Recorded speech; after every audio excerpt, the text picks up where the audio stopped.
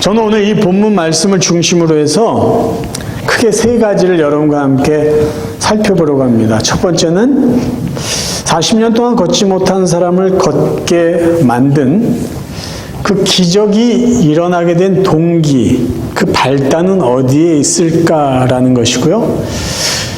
과연 베드로와 요한은 그 거린에게 무엇을 주었을까? 그리고 베드로와 요한이 그 거린에게 그 준 것을 어떻게 주었는가? 그 부분에 대해서 여러분과 함께 살펴보려고 합니다. 걷지 못하는 사람이 걷게 된 기적은 기도와 연관이 있습니다.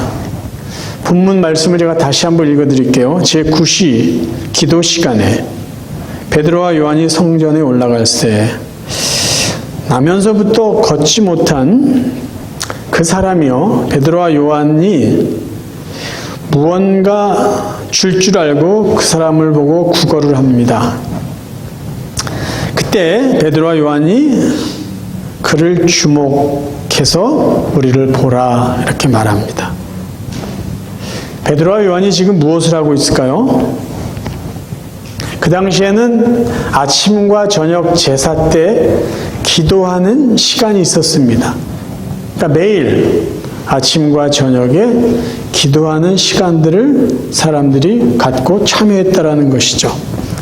그러니까 지금 이 본문에서 말하고 있는 것은 베드로와 요한이 저녁 시간 오후 3시 기도 시간에 참여하기 위해서 성전을 향해서 가고 있었던 것이에요.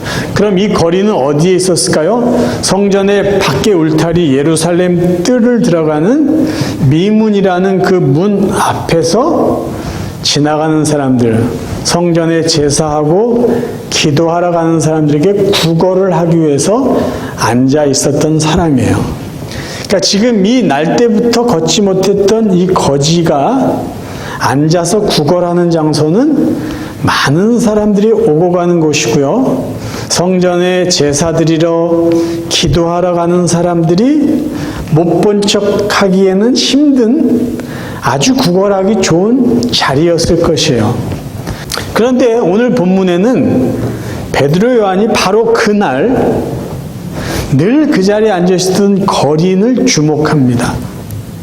그리고 그 두 사람과의 만남이 이루어지고 단지 적선을 해주고 구걸을 받는 그 만남 이상의 놀라운 기적이 그 시간에 이루어지게 됩니다. 자, 그럼 여기서 제가 질문 하나 드릴게요. 베드로와 요한은 지금 처음 성전에 가는 길이었을까요? 그리고 거기서 구걸하던 그 거지는 처음 성전 미문에서 사람들에게 구걸을 하고 있었을까요? 그렇지 않다라는 걸 저희들이 얼마든지 짐작할 수 있어요. 베드로 요한은 늘 거기를 다녔을 거예요. 왜요? 기도하기 위해서. 정해진 시간에 기도하기 위해서. 그리고 그 날 때부터 걷지 못했던 이 거린도 먹고 살기 위해서 그 자리에 늘 있었던 사람입니다. 그런데 왜 지금 이런 일이 벌어졌을까요? 성령이 하신 거죠. 성령께서 베드로와 요한에게 이 거린을 주목하고 그 거린에게 예수 그리스도를 전해라, 그 마음을 주셨기 때문이에요. 여러분, 사도행전 우리가 지금 살펴보고 있는데 사도행전의 이름에는 몇 가지가 있어요. 하나는 성령행전이라고 하기도 하고 기도행전이라고도 합니다. 왜 그러냐면 사도행전은 사도들이 무슨 일을 했는지를 기록해 놓았지만 사도들만 일을 하지 않았기 때문이에요. 그 안에는 성령께서 어떻게 사도들을 통해서 일했는지를 기록해 주고 있습니다. 그리고 동시에 성령은 언제 일했냐? 사도들과 하나님의 백성들이 간절히 기도했을 때 성령이 그 기도를 들으시고 함께 일을 해오셨어요.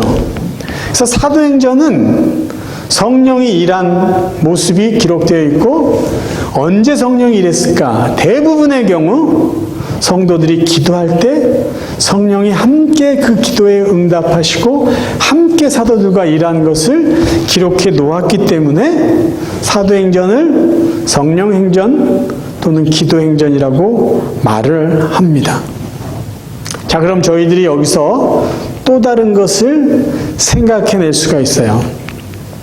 베드로와 요한이 이 거린을 위해서 무언가 선한 일을 하고 싶은 마음은 언제 생긴 것일까요?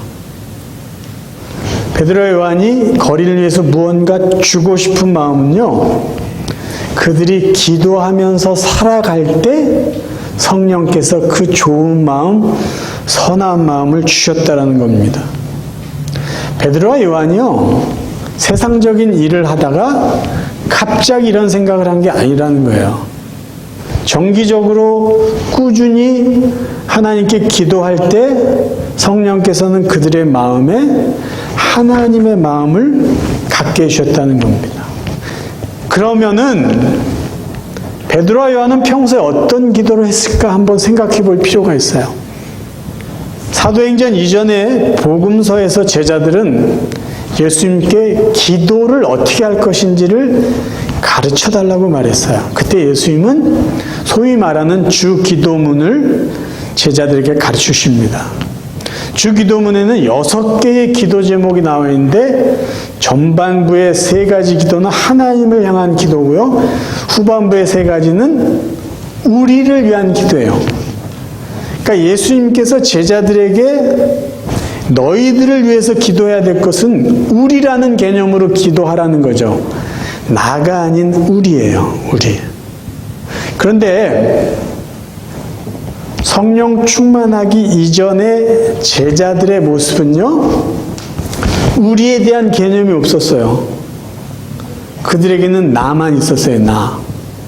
그래서 같은 제자들끼리도 경쟁을 하고 있었습니다. 근데 성령 충만해진 제자들은요, 그 이전에는 제자들끼리 경쟁을 했는데 이제는 협력을 해요. 보세요. 베드로와 요한이, 그리고 성도들이 같이 복음을 전하고 같이 기도를 합니다. 경쟁자에서 협력자가 돼요. 언제요? 성령 충만해질 때. 그러니까 예수님이 가르치신 기도를 이들이 언제 드디어 그 기도를 하게 됐냐 하면요, 성령 충만해진 다음이라는 거죠. 일이 어떻게 가능할까요? 자기의 사고 속에 나를 중심으로 했던 사고가 우리에 대한 사고로 바뀌었기 때문에 기도 제목이 나를 위한 기도에서 우리를 위한 기도로 바뀌어질 수 있다는 거예요. 그리고요, 우리에 대한 개념이 그들에 대한 개념으로 확장될 때 우리를 위한 기도가 어떻게 바뀔까요? 그들을 위한 기도로 바뀔 수 있게 돼요. 제자들은요, 내 민족, 내 유대인만을 생각했던 사람들이에요. 성령 충만해진 제자는 어떻게 바뀌었죠? 이제는 유대인만을 위한 하나님이 아니라 저들에게도 복음을 전한 하나님이라는 개념을 갖게 됐고 그들을 향해서 복음을 전합니다. 여러분, 여러분의 기도가 내 자식, 내 직장, 나의 건강, 나의 물질, 내 자식 여기에 국한되면요, 절대 우리를 위한 기도를 할 수 없어요. 사도들의 관심이 나에서 우리로 바뀌었고요, 우리에서 그들로 확장됐어요. 그럴 때 사도들이 누구를 위해서 기도했겠어요? 그들을 위해서 기도합니다. 그러니까 그들을 위해서 기도하는 그 사도들의 마음에 성령께서 무엇을 주셨어요? 그래, 그들을 위해서 예수를 전해라. 그래, 그들에게 예수의 사랑을 전해라. 그 기도가 결국 기적을 일으키게 되는 동기가 되고 발단이 되었다라는 것이에요. 기도하는 자, 나만을 위해서 기도하는 자가 아니라, 이기적인 기도가 아니라 우리를 위해 기도하고 저들을 위해서 기도하는 그들에게 성령께서는 저들을 도울 수 있는 선한 마음을 주셨고요, 그 일을 할 수 있는 기회를 주셨고요, 그 일을 할 수 있는 능력을 주셨다라는 것이에요. 기적이 그렇게 쉽게 일어나지 않습니다. 우리의 관심이 바뀌어야 돼요. 우리의 기도가 바뀔 때 기적이 일어나게 되어 있어요. 그러면 이 베드로와 요한이 성령이 주시는 그 귀한 마음으로 그 거린을 위해서 무언가 했어요. 근데 과연 그들은 거린에게 무엇을 주었을까요? 다시 본문을 읽어봅니다. 3장 5절이에요. 그가 그들에게 무엇을 얻을까요? 바라보고. 그러니까 이 거린이 베드로와 요한에게 무엇을 얻을까 기대하고 있었어요. 그때 베드로가 이런 말을 합니다. 은과 금은 내게 없거니와 내게 있는 이것을 너에게 주노니 나사렛 예수 그리스도의 이름으로 일어나 걸으라 라고 말합니다. 자, 베드로가 그 거린에게 준 것이 뭘까요? 내게 있는 이것이에요. 이것은 뭘까요? 예수님이 베드로에게 맡겨주신 책임이에요. 사명이에요. 명령이에요. 우리가 다 하는 거예요. 너무 잘 아는 말씀 1장 8절 다시 한번 읽습니다. 오직 성령이 너에게 임하시면 너희가 권능을 받고 그 다음에 뭘 하라고요? 예루살렘과 온 유대와 사마리아와 땅끝까지로 예수님 내 증인이 되리라 이렇게 말씀. 그러니까 성령이 오신 이유와 목적이 뭐예요? 하나님께서 예수를 통해서 죄인들 위해서 행하신 그것을 전하는 거예요. 그러니까 지금 베드로가 거린에게 말한 내게 있는 이것이 뭐냐면 주님이 나에게 맡겨오신 그 명령, 그 복음을 내가 너에게 전하겠다는 거야. 돈이 없으니까 그냥 가지 않았어요. 내가 다음에 돈 갖고 와서 줄게 이게 아니라 예수 그리스도의 이름이 주는 능력을 너에게 주겠다. 예수 그리스도께서 우리에게 주신 그 복음의 능력을, 구원의 능력과 은혜를 너에게 주겠다라는 것이죠. 지금 베드로와 요한이 그 거린에게 준 것이 우리가 무엇을 해야 될 것인지, 예수 먼저 믿은 우리, 구원을 먼저 받은 우리가 아직도 예수 믿지 않고 구원받지 못한 사람에게 무엇을 나누어 줘야 될지에 대한 아주 기본적인 모델을 보여주고 있습니다. 뭐예요? 예수 그리스도의 복음을 전해야 돼요. 예수 그리스도의 사랑을 나눠줘야 돼요. 이것은요 선택사항이 아니에요. 의무사항입니다. 왜요? 예수님이 유언처럼 하신 말씀이기 때문이에요. 야, 이제 나는 하늘나라 가서 너희들과 살 집을, 처소를 준비하러 갈 거야. 그리고 다시 올 건데 그 사이에 너희들이 해야 될 일이 뭐냐? 나를 증언하는 거야. 나를 전하는 거야. 내 사랑과 내 복음과 내 능력을, 너희들이 받은 은혜를 세상에 전하는 거야. 그게 우리가 이웃들에게 나누어 줘야 될 책임과 의무라는 것이에요. 또 하나요. 베드로가 거린에게 말한 내게 있는 이것은 뭘까요? 내게 있는, 베드로 안에 있는 은혜예요. 베드로와 요한은요 그 거린에게 다른 사람 거 얻어다가 주지 않았어요. 다른 사람의 은혜 빌려다가 주지 않았어요. 자기들 안에 있는 예수 그리스도의 은혜와 예수 그리스도의 그 능력을 그 사람에게 줬어요. 자기 거예요. 자기의 확신을 그 사람에게 준 거예요. 보통 성도들이요 전도하는데 적극적이지 못한 이유가 뭔지 아세요? 무엇을 전해야 될지 그 복음의 내용을 모르는 것이 아니라 자기 안에 확신이 부족하기 때문이에요. 어떤 확신이냐면요, 예수 믿으세요. 예수 믿으면 구원받습니다. 예수 믿으세요. 예수 믿으면 천국 갑니다. 예수 믿으세요. 여러분 마음에 기쁨이 있고 평안이 있습니다.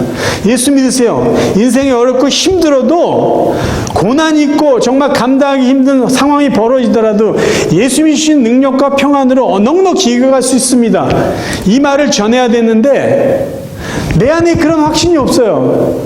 그런 경험이 없어요. 생생한 간증이 없어요. 그러니까 그냥 상투적인 이야기, 들은 이야기만 전하려니까 내가 전하는 그 메시지에 힘이 없는 거예요. 그러니까 복음의 능력이 없는 게 아니라 내가 그 복음의 능력을 경험하지 못했기 때문에 내 안에 살아있는 복음의 은혜가, 생생한 은혜가 내 것이 없기 때문에 남의 것 전하듯이 전하다 보니까 듣는 사람에게도 능력이 나타나지 않습니다. 여러분 경험하셨지만요, 이게 역설적인 거예요. 대부분 우리가 기억하는, 우리가 경험한 하나님의 은혜는 어렵고 힘들 때 맛본 그런 은혜들이에요. 제가 한번 생각해 봤어요. 아니, 왜 하나님의 은혜는 고난을 통해서만 오는 건가? 가만히 생각해 보니까요, 하나님의 은혜는 고난을 통해서만 오는 게 아니라 일상생활 가운데도 늘 있어요. 늘 있는데 우리는 그것을 깊이 기억을 못해요. 근데 힘들고 어려울 때, 정말 간절하게 하나님의 은혜를 사모할 때 맛본 은혜는, 그 은혜가 우리의 피부로 느껴지는 거죠. 그렇죠? 우리의 몸으로 기억하는 거예요. 그러니까 그때 은혜만 있는 것 같아요. 근데 사실은 일상생활 가운데 정말 평범한 모든 순간순간에 하나님 우리에게 주신 은혜가 굉장히 많습니다. 그럼에도 불구하고 우리가 하나님의 은혜는 고난 가운데 있는 것 같다라고 느끼는 것은, 고난의 시간에 맛본 게 더 우리 마음속에 깊이 우리의 몸에 기억되기 때문이에요. 근데 중요한 것은요, 여러분만의 생생한 하나님의 은혜, 예수 그리스도의 은혜가 있어야 된다라는 거예요. 그게 있어야지 그것을 사람들에게 나눠줄 수 있고요, 그것을 나눠줄 때 듣는 사람이나 전하는 사람에게 생기가 넘치고 힘이 있고 그 열매로 기적이 나타난다는 거예요. 여러분, 남의 이야기요, 남의 간증 들은 거 다른 사람에게 해보세요. 거기에 힘이 있습니까? 베드로와 요한이 전한 게요, 자기의 은혜, 자기가 맛본 예수 그리스도를 전했기 때문에 그 사람에게 능력으로 나타나게 된 것이에요. 그러면 베드로와 요한은 그들의 은혜를 어떻게 나눠주었을까요? 어떻게? 3장 4절을 보면요, 이렇게 기록되어 있어요. 베드로가 요한과 더불어 주목하여 이르되 우리를 보라고 되어 있고요. 7절에는요, 오른손을 잡아 일으켰다고 되어 있어요. 보고 잡았다는 거예요. 베드로 요한은요, 예수 그리스도의 이름이 주는 능력, 자기들이 직접 맛보고 경험한 살아있는 그들만의 은혜를 그 거린에게 나눠줄 때요, 그냥 나눠주지 않았어요. 그들을 바라보고 눈을 마주칩니다. 그 거린과 눈을 마주쳐요. 그리고 그 거린의 손을 잡아줘요. 거린을 바라본 베드로의 눈빛은 어떤 눈빛이었을까요? 주님의 눈빛이었을 거예요. 사랑의 눈빛. 그 거린의 손을 잡은 베드로의 손길은 어떤 손길이었을까요? 축복의 손길 아니에요? 당신이 일어설 수 있어. 능력의 손길 아니에요? 사랑의 눈으로 바라보고 축복의 손으로 그 거린을 붙잡은 거예요. 자신들의 은혜를 이렇게 아름다운 모습으로, 사랑하는 마음으로 그 거린에게 나누어 줍니다. 야, 이렇게 멋있는 이 모습을 베드로는 어디서 배웠을까요? 당연히 예수님께 배웠겠죠. 마태복음 8장에 보면 예수님이 나병 환자의 병을 고쳐주는 장면이 나옵니다. 8장 2절 3절 제가 읽어드릴게요. 한 나병 환자가 나와 절하며 이르되 주여 원하시면 저를 깨끗하게 하실 수 있나이다 하거늘 예수께서 손을 내밀어 그에게 대시며 이르시되 내가 원하노니 깨끗함을 받으라 하시니 즉시 그의 나병이 깨끗하여진지라. 예수님은요, 말 한마디로 천지를 창조하신 창조주예요. 그러니까 굳이 나병의 몸에 손을 대시지 않더라도 그냥 말 한마디, 눈짓 하나만 하셔도 다 나올 수 있어요. 근데 예수님은 왜 그의 몸에 손을 대셨을까요? 이것은 그 평범한 사람들이 바라보면 굉장히 위험한 장면입니다. 여러분, 나병 환자가 힘들어하는 이유는요, 육체적인 고통이 아니에요. 나병은요, 육체적인 고통을 못 느끼는 것 때문에 생긴 병이거든요. 근데 나병 환자들은 그 무엇 때문에 힘들었을까요? 마음의 상처, 아픔 때문에 힘들어요. 나병에 걸리면 사람들이 기본적으로 생각하는 게 하나님께 저주받은 인간이다라는 거예요. 또 하나는 그 사람과 접촉하면 나병에 옮긴다고 생각을 해요. 그래서 사람들은 나병 환자를 보면 재수없다라고 생각을 해요. 부정탄다라고 생각해요. 그래서 그들을 마을 바깥에 쫓아내야 돼요. 근데 지금 예수님은 그런 사람에게 손을 대요. 그럼 평범한 사람들이 봤을 땐 깜짝 놀랄 거 아니에요. 아니 어떻게 저런 사람의 몸에 손을 대? 나병이 옮기면 어떻게 해? 근데 예수님은 악한 게, 더러운 게 옮기는 분이라 예수님의 손을 닿으면 더러운 거, 추하고 악한 게 정결케 되는 분이죠. 근데 예수님이 그의 몸에 손을 댄 이유는요, 이 나병 환자의 병을 고쳐주기 이전에 나병 환자의 마음의 상처를 치유해주기 위해서죠. 그 누구도 그 사람과 가까이 하지 않으려고 했지만, 많은 사람들은 그 사람이 재수없다, 부정탄다고 절 멀리 가라고 돌을 던지고 외면한 사람이지만 예수님은 그를 먼저 사랑의 손길로 만져주신 거예요. 이미 이 나병 환자는요, 주님이 그의 몸에 손을 댔다는 그것만으로도 그는 치료가 된 거죠. 지금 본문에서요, 성전 미문에서 구걸하던 사람이 정말 힘들었던 것이 무엇일까요? 수많은 사람들이 그가 앉아있는 자리 앞을 지나갔을 거예요. 근데 그 많은 사람이 이 거린을 어떤 눈으로 바라봤을까요? 몇몇 사람들은 그에게 돈을 줬을 거예요. 근데 어떤 시선을 가지고 어떤 손길을 그에게 보여주면서 그 거린에게 적선을 해줬을까요? 많은 사람들은 아마 무시하는 눈빛을 보냈을 거예요. 경멸하는 눈빛을 보냈을 거예요. 아니면 정죄하는 눈길도 보냈을 거예요. 왜냐? 유대인들은 누군가 아프고 고질적인 질병을 갖고 태어나면은 부모들의 죄가 많아서 그런가 보다. 저 사람이 죄를 많이 져서 그런가 보다라고 선입관을 갖고 있었어요.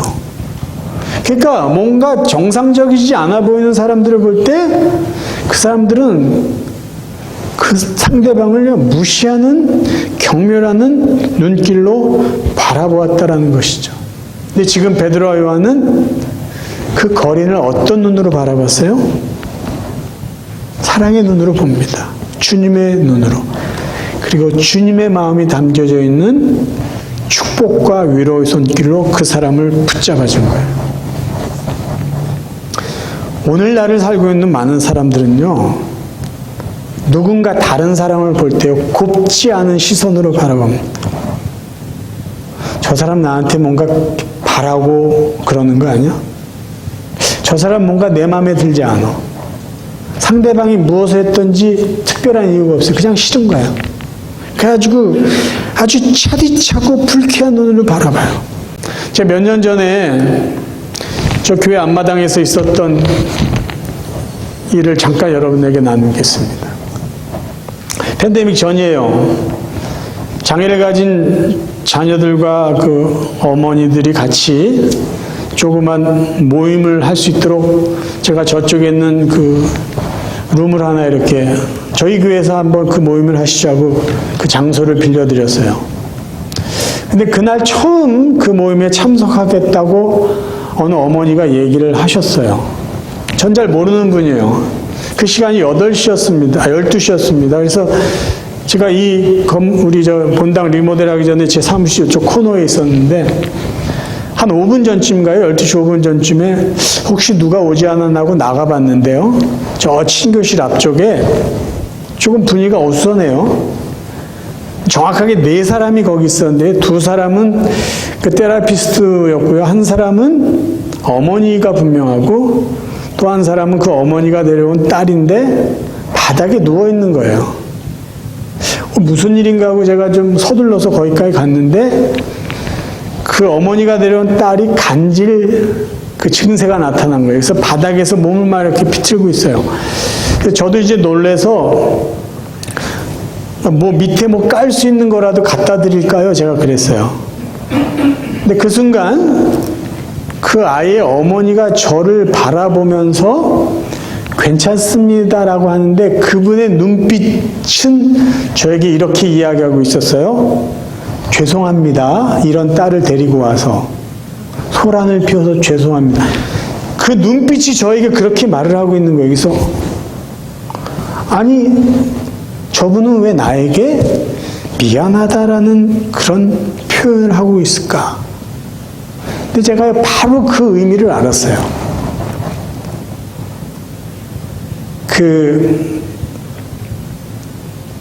저도 저희 아들을 데리고 가끔 어느 마켓을 가고 그러면요, 사람들이 왜 이런 아이를 데리고 왔냐라는 눈빛으로 저를 보내요. 근데 그 눈빛에는 어떤 메시지가 담겨 있냐면요, 내가 당신의 아들 때문에 내가 불편하니까 당신 좀 미안하게 생각해야 돼 라는 메시지가 담겨 있어요. 그러니까 이 어머니가 왜 저에게 미안합니다, 이런 딸을 데려와서 소란을 떠서 미안합니다라는 그 눈빛으로 저에게 말했냐면은, 그 어머니는요, 그 전에 자기 딸의 불편한 그 모습 때문에 누군가가 그 어머니에게 그런 눈빛을 보낸 거예요. 당신 딸 때문에 내가 불편하니까 당신은 미안해야 해. 그런 눈빛을 여러 번 받아왔기 때문에 이 어머니는 비록 저는 괜찮았는데 저에게조차도 미안합니다. 이런 딸을 데려와서 미안합니다. 그거는요, 습득된 그런 눈빛이에요. 사람들은요, 아니 왜 자기 딸이 아파서 힘든 사람을 보고 미안해야 된다라는 눈빛을 보냅니까? 사람들이 그래요. 아직도 세상의 사람들은요, 이혼한 사람을 이상한 눈으로 봐요. 아직도 세상 사람은요, 장애가 있는 사람을 이상한 눈으로 봐요. 아직도 세상 사람은요, 몸이 불편한 사람을 보고요, 이상한 눈으로 바라봐요. 아직도 수많은 사람은요, 자기 인종과 다른 사람을 보고요, 이상한 눈으로 바라봐요. 색안경을 써요. 그리고 무시하고 경멸하고, 왜 그런 눈으로 바라봐야 되냐는 거예요. 주님의 마음을 갖고 성령이 주신 감동을 가지고 성령이 주시는 그 선한 기회를 정말 주님의 마음으로 할 때 그곳에서는 기적이 일어나는 거죠. 기적이. 사랑하는 성도 여러분, 저는 여러분들이요, 정기적으로 기도하는 삶을 살기를 바라요. 그 장소가 여러분의 가정이 되었던, 교회가 되었던, 꾸준히 쉬지 않고 정해진 시간에 계속 기도하며 사시길 바라요. 왜요? 그렇게 사실 때 성령께서 여러분 마음에 선한 일을 하고자 하는 선한 마음을 주세요. 그리고 그렇게 기도하고 살아가는 여러분 마음에 주신 선한 일을 할 수 있는 기회도 주십니다. 그리고 그 기회 속에서 여러분은 좀 부족하지만 선한 일을 해나갈 때 성령께서는 그 선한 일을 넉넉히 감당할 수 있는 능력도 주실 것이에요. 여러분, 나에 대한 관심이 우리에 대한 관심이 저들에게까지 퍼지기 전에는 절대로 그들을 위해서 기도할 수 없어요. 그들까지 품고 기도할 수 있기를 바랍니다. 그럴 때 그들을 향한 우리의 눈빛과 그들을 향한 우리의 손길은 결국 기적 같은 놀라운 일이 나타나게 될 것이에요. 그런 놀라운 일들이 저와 여러분의 남은 삶 가운데 이루어나기를 주님의 이름으로 축원합니다.